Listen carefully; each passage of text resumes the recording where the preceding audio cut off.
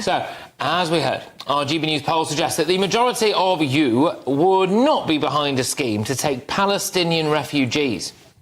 But what about Palestinians who already live here? One Palestinian student has had her visa revoked, she claims, on the grounds of national security. And this follows comments, well, these were her comments. She said she was full of pride over Hamas's attack on Israel, and she did it in the media. Yeah, which is bonkers. So Dana Abuqamar, who's a 19-year-old law student at the University of Manchester, made the comments at a pro-Palestine protest just a day after the October 7th attacks. Well, joining us now is Qais Hussain, journalist and contributor for Rescinded. Thank you very much indeed for coming on the show. Now, this video, thank you very much, great to have you.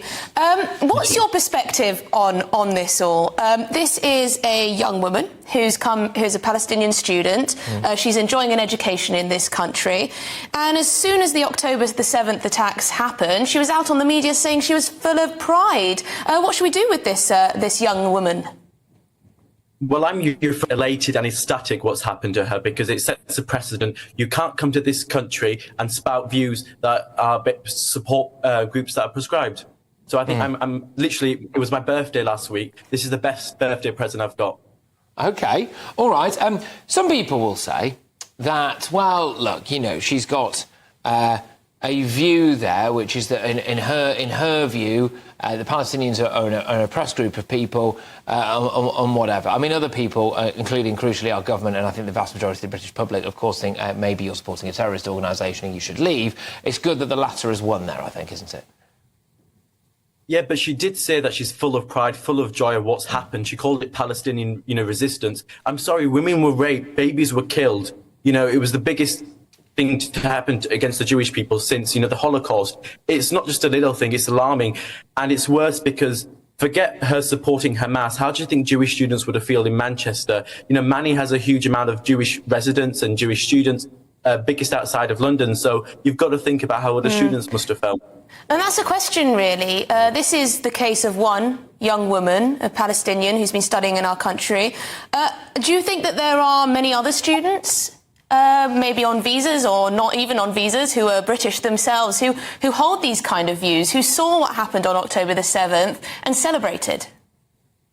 Well, Nigel Farage calls universities the madrasas of Marxism. And basically what happens is I call the students who go to universities Marxist missionaries, and they all, encourage to express feelings about global issues, but yet they end up supporting terrorist organizations. And we have 81 terrorist organizations that are prescribed by the Home Office. So I'm under no illusion that there's other students who support other prescribed terrorist Yes, groups. I mean, Patrick, you were talking to a young lady, a member of the Communist Revolutionary Party, who couldn't say what she thought about the October the 7th attack, couldn't say what she thought about Hamas. And it does make you wonder why. Well, I've got a bit more on this on my show this evening now until 11 p.m. But what is becoming increasingly obvious is that when you have these so-called student protests at places like Cambridge or at places like Oxford, they're not actually Cambridge students a lot of the time. They're not actually Oxford students.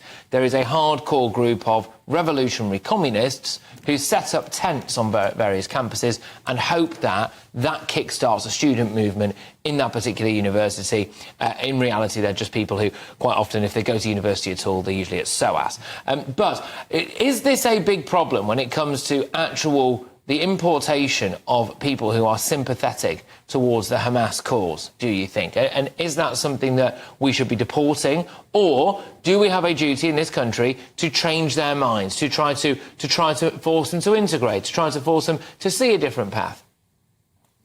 I think we need to have better education, teach people about anti-Semitism, about the choice of language. A lot of people don't know that saying from the river to the sea is not anti-Semitic. So we need training, and we need to encourage people, to not say anything discriminatory. But she's a law student. She's at Manchester University, the University of Manchester, which is one of the, the best universities. It's a Russell group. She's studying law.